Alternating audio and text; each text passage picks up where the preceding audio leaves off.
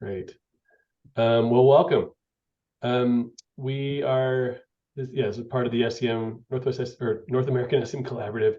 We'll be focused primarily on recruiting for SEM programs, and so we'll be getting into that. Thank you all for joining us. I think I see here. Here we go. Over 50 participants. That's great. I'll also give a shout out later on to many organizations that completed the pre-survey. Please feel free to chat me in the application here within Zoom. We're also going to be using Mentimeter. And on that note, let's get into it. So I'm going to type this link and put it into the chat. And then I'm also, if you prefer, you can just put your phone up to the screen and you should be able to use that QR code to get right into it. And put this in here. Oops. So that works. If you click that first link, it should work, thementi.com, or just type it in yourself. Go old school, go to a browser, and go to menti.com. Type in, it'll ask for a code. Type in these 8 digits, or one number that has 8 digits. However you like, those 4 numbers go into that slot, and then that will open up the first survey for us, and the first Mentimeter poll, and open that up.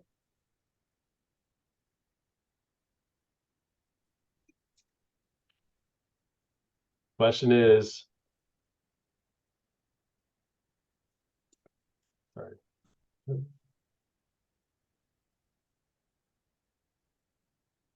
How hard is recruiting for SEM? All right, so again, go to menti.com, use that code. I'm again, go back to the chat and put this back in the chat again, just in case folks are coming in and haven't seen it yet. Chad, I just want to let you know I'm on the road for the first half of this meeting, so not participating because I don't want to. Thank you, Kelsey. We will not call on you. Please, 10 and 2. Is that the current thing? Is it 10 and 2? Or is it 9 and 3? Hands on the wheel, both hands. We will share with you the experience audibly, so you don't need to look at your phone. How hard is recruiting for SEM? I will say, in general, I'm going to go ahead and say this. When I've talked to program administrators, other folks, they said, yeah, I'm launching an SEM program. I've got customers lined up, ready to join. It's going to be easy. We'll fill 2 cohorts right out of the gate. I've heard that more times than I can count. And I guess I'd say this won't offend any program administrator I work with. They all will like laugh now because they know how hard it is. It's a different kind of value proposition. It's a different pitch. It's a often different person than the types of people that you'd be engaging as a part of a traditional kind of retrofit oriented program. And so the responses here we're seeing, how hard is recruiting for SEM? Yep, 17 folks saying not too bad, and 27 saying harder than you think. I'm happy that no one said darn near impossible, or that they said super easy. It can definitely be tricky. Let's go to, I think, the one next question I'd like to ask. Why is recruiting for SEM as hard as it is? So this is an open-ended question. This is your thoughts on why is it as hard as it is?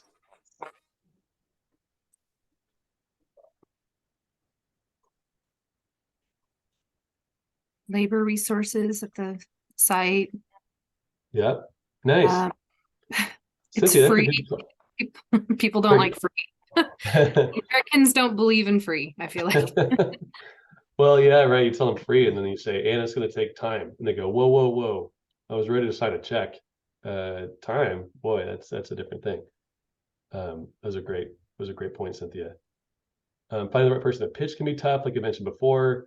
If your programs, like from a utility or other agency, have focused on maybe facilities people, that it would be the ones that you'd be pitching to do a lighting retrofit or to do a compressed air project. Almost definitely would be a different person. Maybe they're your gateway in, but they might be different, someone else they would be engaging. let's see, literally NG commitment. I'm not sure what NG commitment. Whoever put that in, can you describe what NG is? So gas. If you can. Hard to get to the right person, especially virtually. Not as popular. Building relationships takes time. It can take months and months. It can even take longer than months. It can take years.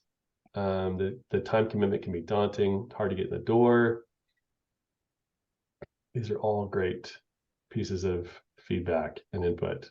It's too abstract. Yeah, describing in a way they can relate to can be really tricky. It leaves a lot of people at the end when they find they need to find the internal folks to get to put in the time. Yep, that is the trick. All great stuff. Customer homework required. What is SEM? I hope you may know what SEM is. You're just saying that they don't know what SEM is. If you truly don't know what SEM is, please put it in the chat, and then anyone else can feel free to respond. Okay, great. Well, let's get back into the core content. We can leave that poll up, and you can feel free to get into it as you like. So we had a number of organizations respond to let's see, sorry, oh, there we go. Great, thanks Nate for muting yourself. So a number of folks responded to this pre-survey poll. I think we had 17 organizations respond, which is great. So the questions, we had a number of them. The first one, just to kind of level set, because there's different types of SEM programs, just even from our high level understanding of how SEM is done, across a number of programs across North America, we came up with 8, at a high level, 8 different types. There's probably even more variation within this if you want to do like a single sector focused kind. I think an organization or two talked about they've got cohorts focused solely on data centers or solely on healthcare. So these are more like kind of delivery types, if you will. So maybe going from the bottom, a lot of folks are used to SEM cohorts, often mixed cohorts with more than one sector. I mentioned before, sector specific ones can be of value, perhaps. Pros and cons, maybe I'd say within that. Sometimes it's called consultative SEM or one-on-one SEM, where you're delivering SEM with a single organization at a time. There's an on-site energy manager type of program, which is essentially the same kind of thing. Instead of engaging with maybe an energy champion, or engaging with someone that's paid for either partially or fully via the program. Going to a lighter approach would be like an SEM light, so like some kind of lighter touch, maybe shorter type of duration and or lower expectation for what they would need to do within the program, can require less bandwidth. Multifamily SEM has taken off in the last few years. Basically a specialized version of SEM that focuses on those certain building types in different, not organizations, or more the different types of occupants within them. Small to medium business SEM, which can be like SEM Lite, or it could be like a SEM cohort, or it could be different. And then lastly, community SEM, so something where you're engaging even super lighter across a larger community, perhaps with different types of things in common. So that was going to set the stage. Getting into the weeds. So we asked some questions first for folks about how they describe their recruiting process. And so a lot of this has like a kind of a time duration, and you can see a lot of some things here. I'm going to go ahead and read these for our friend Kelsey Lewis, who's safely driving on the road and not looking at her phone, or anyone else that can't follow along visually. So we respond to queries from customers who received outreach by an email, perhaps. We respond to customers that received, I think, 7 responses. We respond to queries from customers to our website, received 3. We start outreach 3 months out before a cohort or program launch. It seems about 6. We start outreach around 6 months out before a cohort program launch. About the same number of responses, so kind of evenly distributed there. And then lastly, we conduct ongoing year-round outreach. Maybe for rolling, you've got different cohorts launching at different times of the year, perhaps. And so you will need to kind of keep an active, consistent level of engagement in your market keeping the messaging out there, because it can be, what's the word, challenging to kind of start or stop that type of outreach. We had some other, I'll put this slide up here for folks to kind of reflect on. And by the way, too, again, we record this. We also try to send the decks out. So you'll see all this content. And so if you're frantically taking notes, that's great. But we will share this information. Hey, Don. Alan, how you doing? Okay. yeah, Alan, could you mute yourself? This- All right. So here are some of the open comments. You can see when people are asked to describe it above, or any thoughts around duration or format. So I'll let folks kind of look at this and reflect, and I'll point out some things I think are interesting. Yeah, that's like this light recruiting year round to gain interest, and then like a hard recruit 6 months out and 3 months out to gain a commitment. I like that's kind of a nice phased approach, or kind of like almost like for those of you familiar with like a marketing funnel, so kind of like general awareness at a high level across an entire market, and then bringing that in tighter, or even if you think about it over time, going horizontally here. So again, like, you know, a lot of people that are lightly aware, bring them more to interest to committed, and again, that funnel gets tighter and tighter. Let's see, like schools, I'm pretty sure this is a program that the amazing Clay Hoover and his amazing TBA program do, where they recruit STEM teachers within the schools, and then to get the leadership on board within those schools. So again, kind of a different, you know, using your entry point in, and then being able to kind of expand out or navigate to the right decision makers. All right, in the interest of time, I'm going to keep going because we got lots of great content to get into. We can also double back if we get extra time, or we can go into what questions people have. All right, how effective are these different forms of recruiting? So the first box, the top thing for each one of these different, there are 10 different options that people responded to. Red meaning least effective, you know, that's towards the top of each one of these stacks of bars. And then the darkest blue would be most effective. If there's a box above the red, that means they don't use that at all, that form.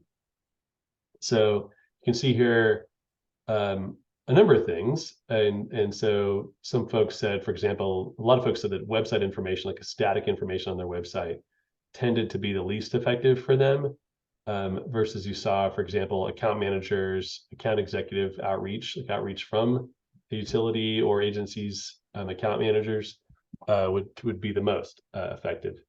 But we also talked about cold calling. Those of you who've recruited for a lot of programs, you know what cold calling can be, and it can be challenging, but ultimately it can be effective too. And so while it may not be fun, it can definitely work.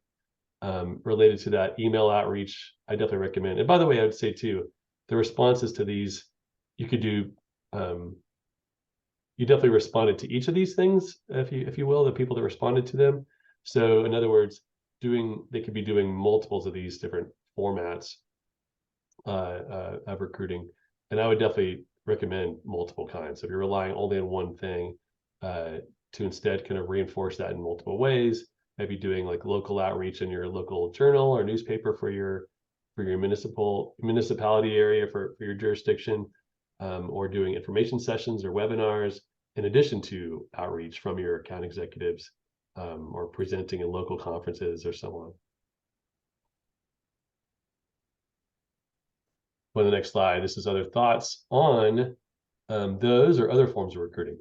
And so seeing a few interesting things here, people talking about, you know, LinkedIn related contacts, and so posting on that, and through, you know, perhaps through your contacts, or like they said, professional organizations, if you have an AE chapter or other kinds of organizations. We've seen some that do outreach through like local chambers of commerce, or other organizations that businesses are members of.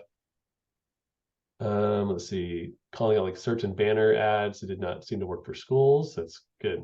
A lot of this is like learning what doesn't work can be as valuable as what does work, right? To spend less time on them.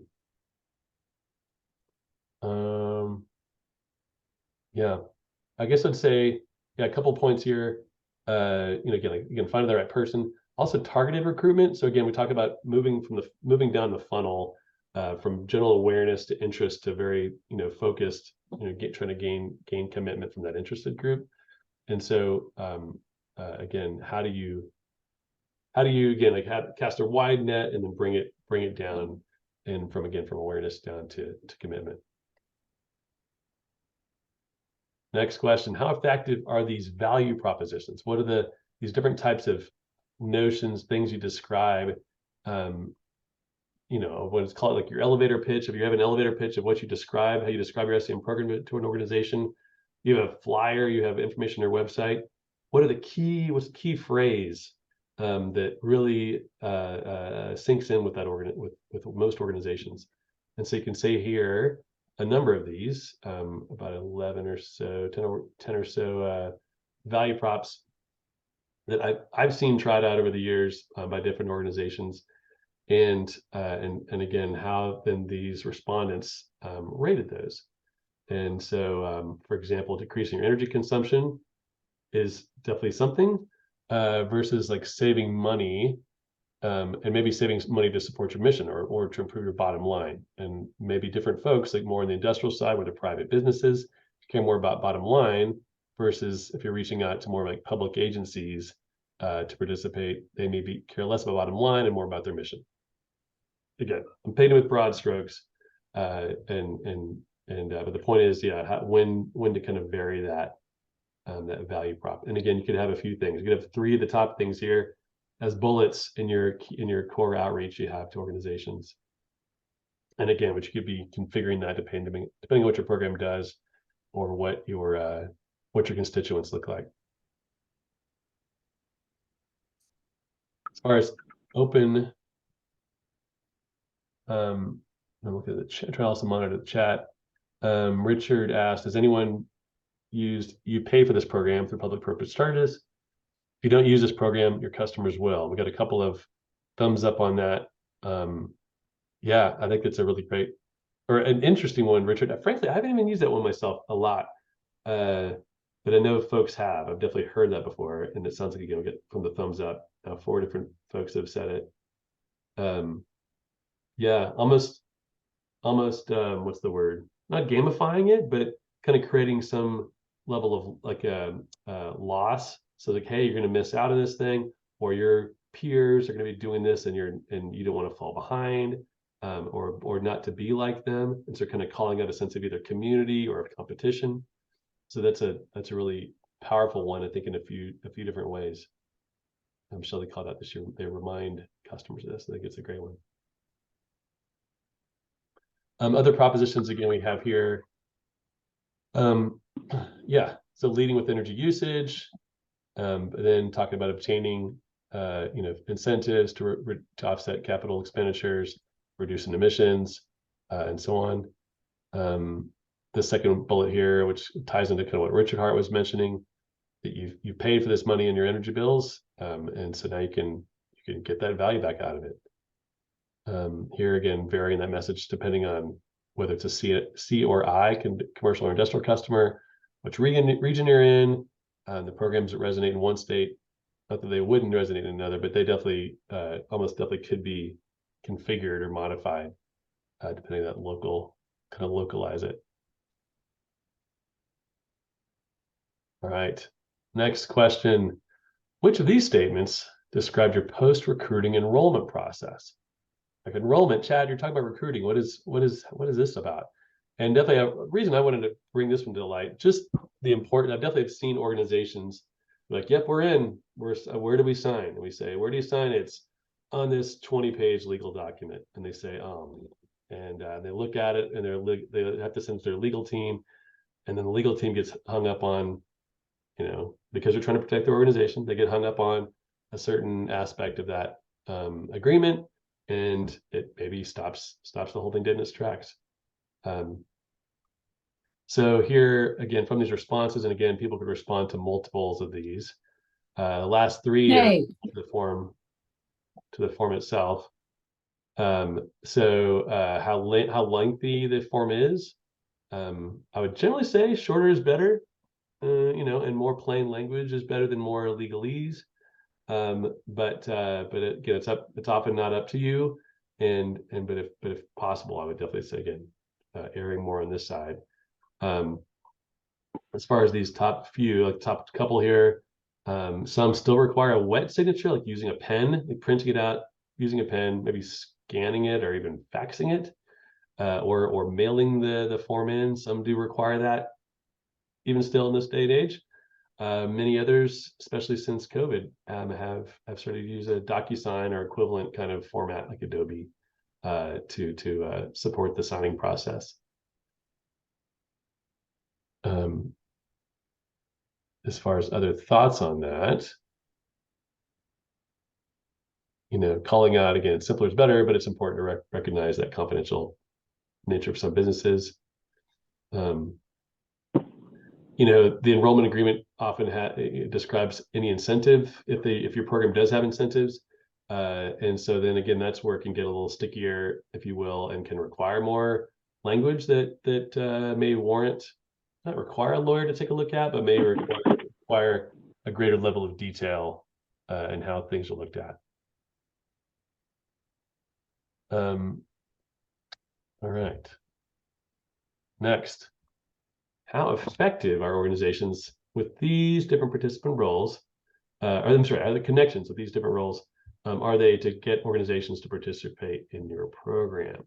So we basically called out where connecting in, perhaps not through the typical point of contact you may have had through another program, but maybe you can gain through another way if you can get access to executives, or I've definitely seen some programs where the utility executive is connected with certain customers, and can basically leverage those relationships to reach in. So we definitely have seen that a number of times. Sometimes they'll even special workshops that invite, special kind of events that invite executives, local area executives, to participate. And as a part of that, they let them know about the program. But you can definitely see here, different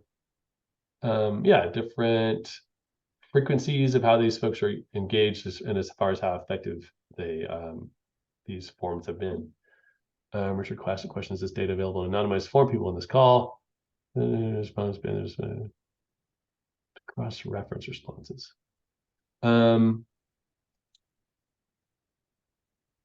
could provide an anonymized version of this data to cross-reference it, perhaps.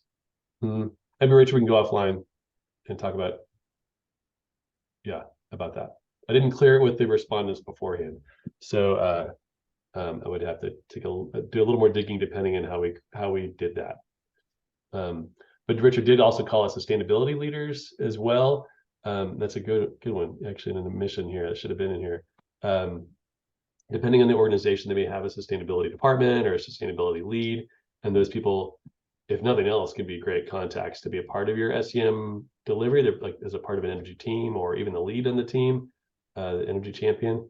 But to his point, understanding who that person is can be a great entree to get the organization signed up and committed to the organization, or to the cohort or other program. What other insights do you have? This is, again, more open feedback. The first one here, the kind of that bottom up, top down. So that is to say, to do both, to hit from your existing contact and perhaps from the top, depending on what that relationship looks like. And so trying to kind of come at them from a couple of different ways can be valuable. And again, typically SEM resonates. That provides multiple forms of value to organizations, and so to parts of organizations. So having hitting them from a couple angles can be valuable. Schools here are saying that go directly to teachers, and then they get their buy-in, then they go to their directors for approval. I've seen that, or even some other different twists on that as well. But I haven't found a silver bullet. These are the right groups. EH&S staff. This is environment, health, and safety, which is where, kind of to Richard's message about sustainability people, that'd be usually the E and the EH&S, the environment, health, and safety. But those are folks, again, that because of the E in their title, energy can be important to them, and they could be a great entree in and or part of what you're delivering once they're in. What percent of organizations you recruit become SEM program participants? And this was interesting. Maybe we should have even blown the top one out from 0 to 3 to make it like 0 to 1 or 0 to 2 on up, but pretty even distribution across this sets of responses. Happy to see that there are some programs that have over 20%, even 11 to 20. Again, depending on the program type and what you're trying to do, what the incentives are that you're offering, what the time commitment you're requiring. All those things can play a role, and so it's really, and again, I would say, while this may be the ultimate measure of that, of their participation, to get them in from all the previous slides, it's really a combination of a bunch of those things. Again, like what your value proposition is, what your ask is of their participation, what the upsides are that you're going to provide to them for participating, and or what kind of value again they're going to get out of it. And how you reinforce that, all those things coming together. As far as insights about conversion rates, if you will, like what we just talked about this last slide, like how many people get converted and join. People did share a few things here. If utility account managers set up meetings with their customers for us, we're around 33 to 50%. Wow, right? The importance of those account manager connections, and actually not just giving you the people, but actually setting up the meeting and being at that meeting as a kind of to make it a warm handoff is really powerful. Most have never really formally measured it, which is again quite common. Here at schools, we do email outreach to 1,000 plus to get 200 responses to get 125 participants. So again, going from 1,000, from that 1,000 to 200, like aware, right? And then 200 to 125, you're trying to get them, going from basically aware to interested, the 200 responses to 125 participants that you've actually got those committed. Not a bad shaped curve. And again, I would call out here, 2 and 10, 20% to get from this stage to this stage. And then basically over half of those are in. So really then here, it's kind of call it the hardest part is just to get folks, going from, to get folks interested from where to interested. We have a few other open questions we have that I thought were, again, valuable as well. Didn't put this in time into a chart, and it's a somewhat of an eye chart. And so I'm going to put this up here for people to take a look at. This is regarding times of year, which are best or worst for recruiting different customer types. So I'm going to look through it and scan it. And by the way, when we do post the deck, this will be distilled down into a little easier digestible nuggets. But you can see here, seeing some things where late spring and summer can be worse for capital budget planning. Some organizations, they say that fall here is best. For schools, the best time is between fall and spring, as the teachers get a handle on their workload. Definitely like summertime, where it's like leading up to that, where schools are starting, can be a real trick, can be really challenging for them because they're quite busy. And for that first month or so after they're into it, can be quite very busy time. Fall launches, avoiding summers and holidays. I mean, definitely for us, it's like falls and springs are busiest for us to launch and for when most of our workshops happen. Anything else to call out here? Yeah, that's the big stuff. Next, anything SEM recruiter related you'd like to learn or share in this webinar?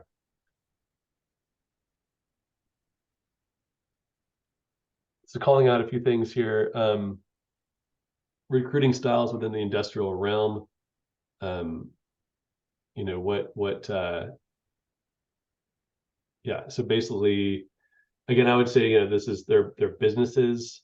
And again, I would say mostly energy is not their top priority for any organization.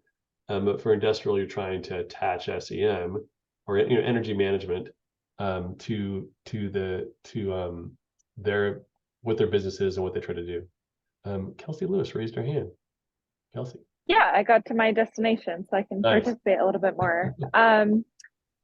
But yeah, on the industrial side, we have a limited amount of customers that qualify, and we're trying to figure out like what cadence should we keep checking in with them.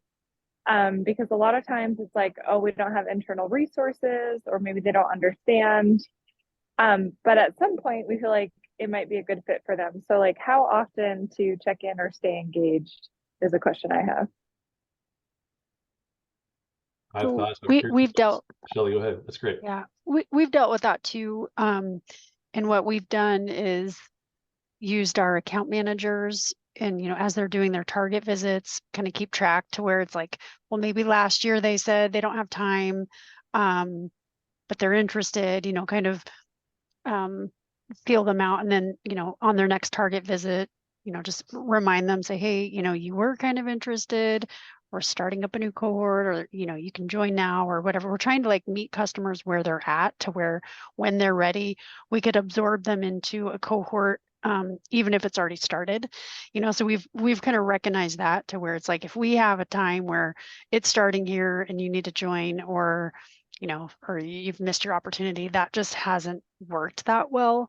And then I see another question here. How do you keep the account managers motivated to assist you? It's really part of their role. And it's one of those positive things that they can bring to a customer. So our account managers are really engaged with our customers, and they love being able to promote the program. So that's worked for us. Shelly, I have a question. Sorry, this is Pam with a very husky voice. Pam. Do your account managers get paid, or is it part of their job description? Do they get, compensated for that? And are they managed on whether they do this or not? Yes, I would say it's definitely part of their work file, their job description, and their the expectation is that their energy efficiency is a big part of their job. And then we pay all of our programs are covered by the rider, and so a percentage of their time actually gets charged to the rider. So yeah, it's an expectation for sure. That's a good standard. I'd like to see all utilities doing that.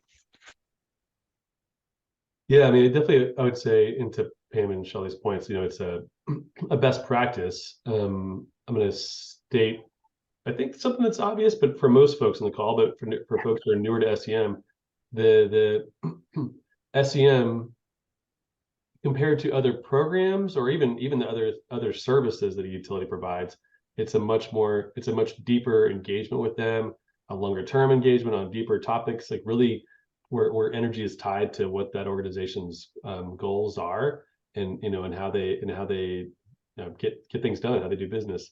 And so with that, a lot of account managers out there, and a lot of utilities have been tasked over the years to go deeper with their customers, go deeper, go wider, establish more strategic relationships.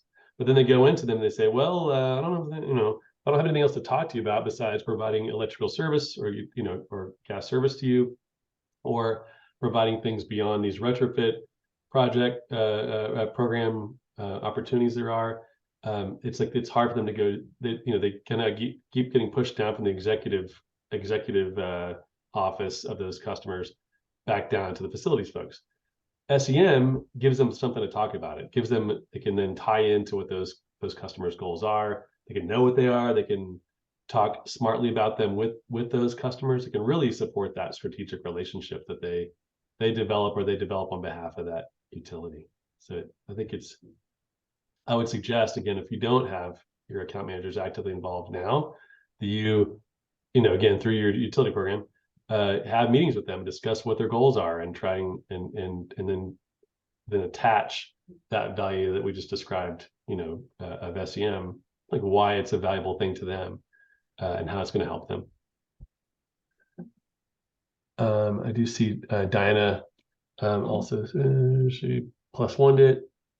Shelley's comments. Yeah, so keeping things fresh. Diana's picking up that point of Shelley's statement. Yeah, that's and again, we talk about that marketing funnel. So again, that awareness to interest. And so we're trying to get more and more people aware. And so how do you do that? And that's not easy. Large organizations work on all the time, from a marketing standpoint, and how to keep people aware of what they do or making them aware in the first place, but then keep them aware, and then keep them aware without annoying them, right? Or having messages that come off as off the mark, or again become noise to them. And so that's the trick. And so I would build on what Shelley was saying too, where she said, hey, that they have the ability sometimes to enroll customers midway through the program. I would suggest as well that they can. Sometimes I've seen programs where they can allow a prospective organization participant to come participate in a cohort workshop and see what it's about. Again, in the season that before the recruitment for a specific cohort. So that can be an option. Sometimes, again, we talked before about connecting them with other participants. So there can be some possibilities, other ways to kind of stay connected, stay in front of those folks. Richard called out account managers are focused on customer facilities. Then in this call, have national account managers are connected with other national account managers outside the service territory. So folks would maybe be engaged with big box stores or with organizations that have multiple sites. Richard, are you asking about national account managers? I know I've seen some big IOUs that have national, people that manage national accounts. Is that what you're talking about here? Yes, that's right. Okay. Just thinking that there are account managers with many different kinds of roles in utility program administrator organizations, and it would be interesting to know if those account managers are actually coordinating any kind of activity to drive more success across multiple service territories. I've never heard of that.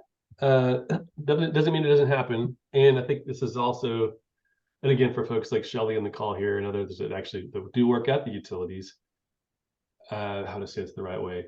There's a Venn diagram between the people we interact within energy efficiency programs, specifically SEM programs, and then those who like the utilities engage with, and their account managers and other folks that are responsible for delivering the business, doing the work of a utility. And so that's where, again, account managers are not just, their only job is not just supporting programs, but it's also supporting connectivity and reliable energy service and so on. The point is, there are other conferences out there that I know talk about. I think eSource has a customer engagement I think focus conference or track. They've got some awards they give out for that. I think it's where, again, account managers can often play some more of a role. And then there's like the JD Power Awards. I know Richard's aware of those. That many utilities are measured on. Again, account managers definitely play a role with respect to that. So yeah, I'm not sure if coordination happens in those kinds of forums. I don't know. I haven't heard about it in our world, that part of the net. It's interesting. Richard, we talked about that, maybe having some of our account managers specialize with the national accounts because they are really challenging to connect with. We haven't gone down that road, but yeah, talked about it a lot. We end up just trying to get through, I think it's EEI, that we can kind of get some national account contacts, and we end up using more direct mail to address those folks.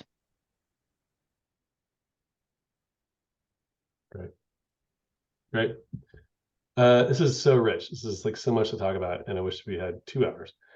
Here are some success stories or challenge stories about SEM recruiting. So yeah, some customers have had have asked. Sorry. So yeah, some end use customers have asked the utilities to enter into NDA with them, and that can sometimes be a barrier or even be a deal breaker. And yeah, it can be a challenge. What else do we have here? Yeah. Yep. Yeah, enrollment for utility programs sometimes is easier because they're often, Shelley and her team are in their market all the time. And versus like a state program perhaps that is newer, or a federal program that's just like there's, how to say it the right way, the level of awareness, because even if like a federal program organization has some type of account manager role, the customers per person, if you will, per contact are like wildly different than what a local utility can do. And so the likelihood of them being aware in the first place can be much lower, and therefore make it a harder thing to move again into awareness and so on to interest. Importance of timing. The organizations want to be ahead of the curve, and better understanding that curve. So I'm going to go ahead and call that out too. Again, now I'm realizing to this conversation, I should have a market adoption, or no, I should have a market adoption curve, as well as like a marketing phases of marketing awareness and so on curve diagram. Market adoption curve would be, it usually looks like a bell curve. Basically, the folks that buy something, whatever it is, or enroll in a program like this, the first ones out of the gate in the bell are like the early adopters. Then you've got the folks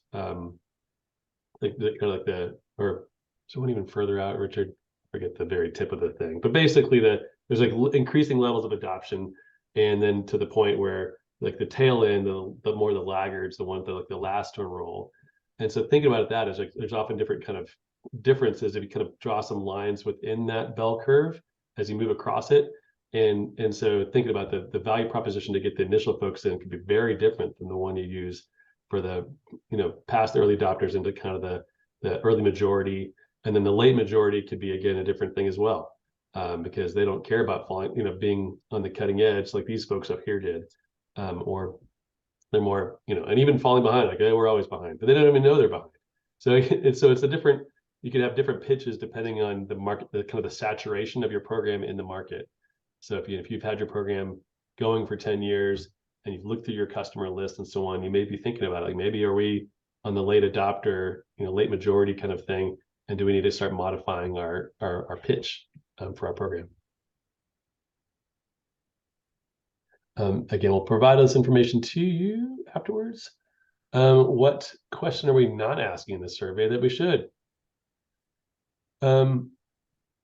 Yeah, this is a great question here. How the program defines a successful program. We only got into just getting them in the door, really getting them enrolled. We didn't get into what that means savings wise, getting more savings, or getting them to keep on implementing and to not drop out. Organizations do drop out of programs. It does happen. Or the ones that stay in have different levels of engagement. Some are very engaged, some are not. Some save more than others. And so again, these kind of calling out these different definitions of success. Sounds like another webinar.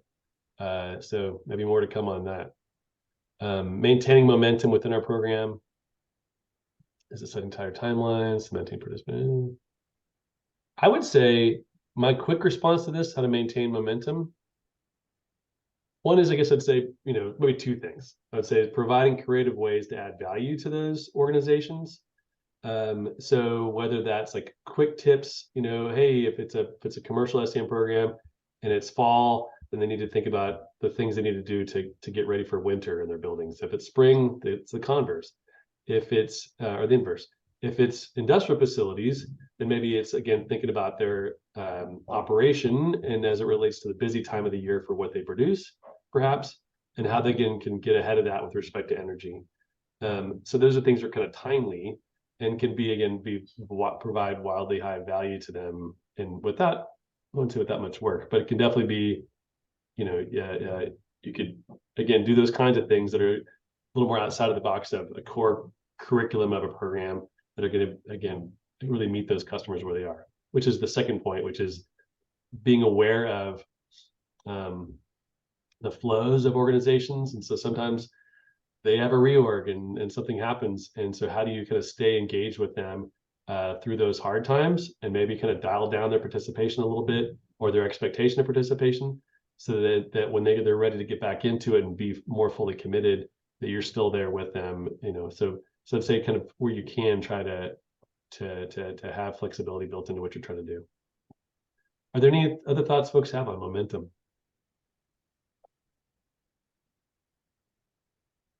How to build or maintain? If you're muted and are sharing something, please tell us. Okay. Well, I wanted to thank these organizations that signed, that completed, I think it's 17 individual respondents across these 15 organizations. So a big shout out to Cascade, Clear Results, ComEd, Energy 350, Goldfin, Idaho Power, Lawrence Berkeley National Labs, Leidos, Power Takeoff, Puget Sound Energy, Stillwater Energy, SEG, Strategic Energy Group, TRC, TVA, and VEIC / Efficiency Vermont. Thank you all to doing that. And so we'll go to the last poll. I think I can make this work right. What is the best power statement to participate in an SEM program? In your words, what do you think it is? 3 words that make sense together, not just 3 random words.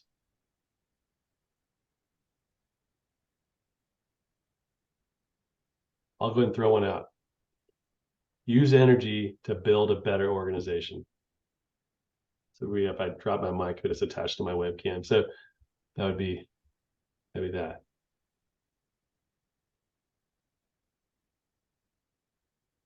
Power statement.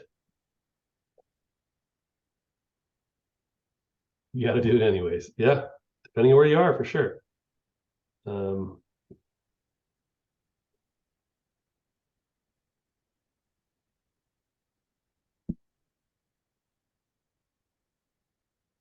Yeah, certain programs do, or not programs, certain places have different ordinances or other kinds of laws that require certain things that folks have to participate. Leading by example here, inspire change with lasting impact.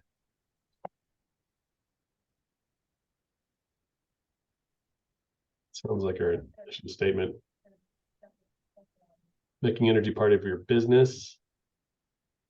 Activating customers for O&M savings today, capital projects tomorrow, and customer engagement forever. Wow, what? Who did that? That was amazing. Reduce energy costs without affecting operation. Yeah. Build a sustainable business. Yep. Use less energy and raise the bottom line. Energy efficiency and savings is what it's about. Nice little clever use of what. Don't expect change if you don't make one. Nice. Save energy, money, and emissions all at the same time. Lovely. Change your culture and save energy. Track improvements to show your worth. Nice. Be ready for the future now. Be a hero in your organization. I mean, and again, that sounds silly. Again, like appealing to what drives individuals, that as well as what drives in an organization. So I think there's some powerful stuff with that saying. Instill sustainability in today's students to increase change for the future.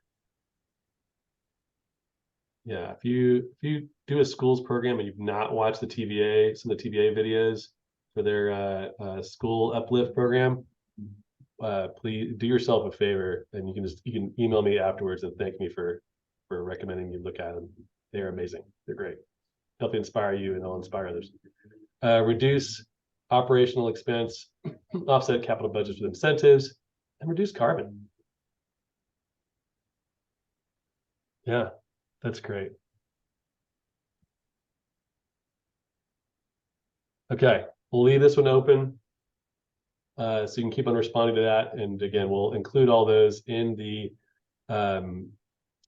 proceedings, if you will, from this. Pam, put you on the spot, or Shelley. I'm not sure. I've seen if Greg is here as well. If we have any updates to share on membership, I could talk about it, but it'd be great if you all did, just to vary the voices. Anything we'd like to share?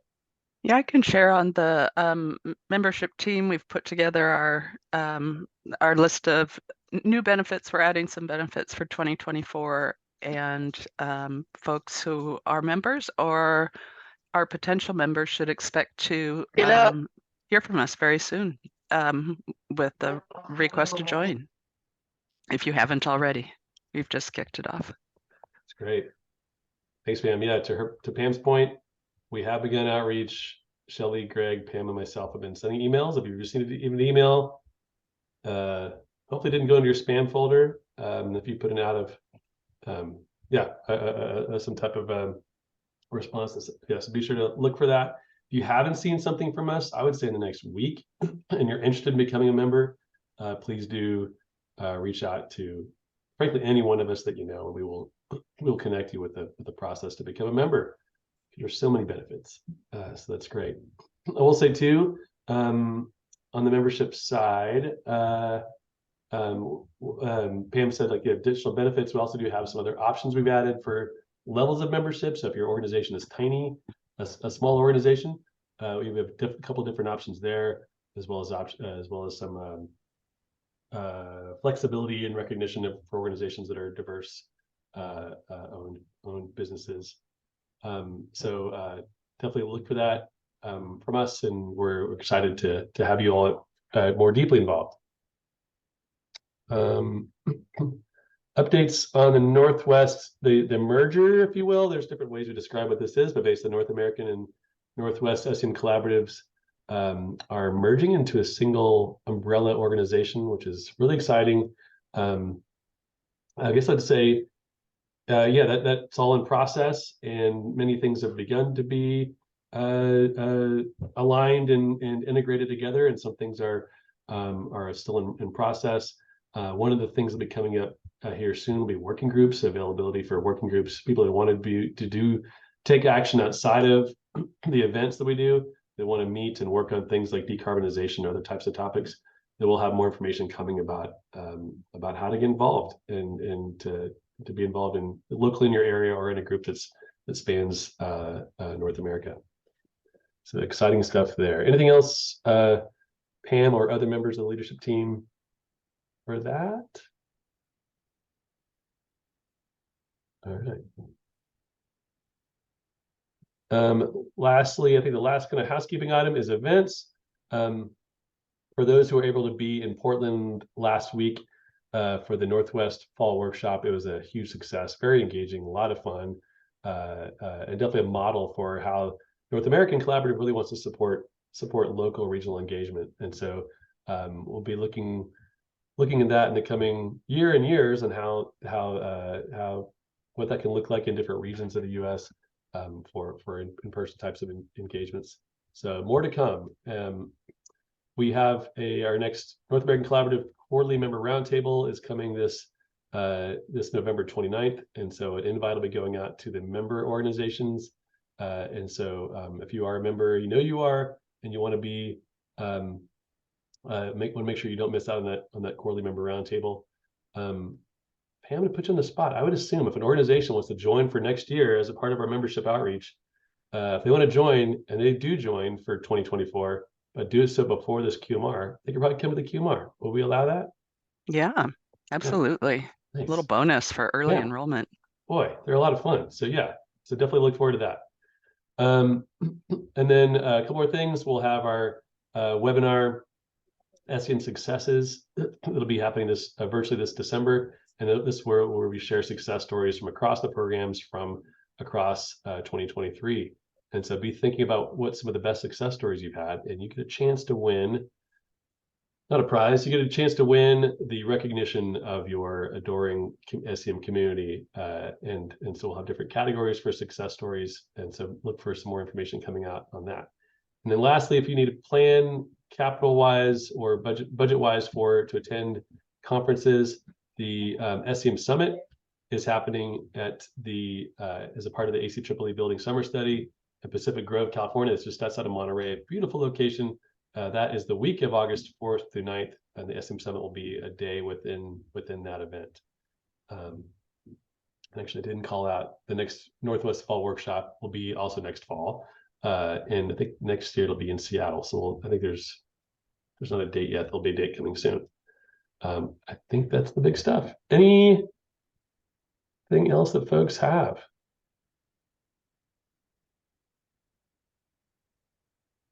All right. Well, thank you all again to the organizations that responded to the survey. Thank you all to I think I see at the max, I think I saw 68 participants here in this webinar today. That was just wonderful. Thank you. And of course, thank you to the leadership team that really keeps all of this running. And so a big shout out to all the folks you say here. Katie, Shelley, Holly, Anna, Mike, Clay, Diana, Laura, Pam, and John. Thanks so much. Keep up the good work, everyone. Enjoy the rest of your day and week, and we'll talk to you more soon. Thank you, Chad. Thanks, Chad. Thanks, everyone. Thank you. Thanks, Chad. You bet.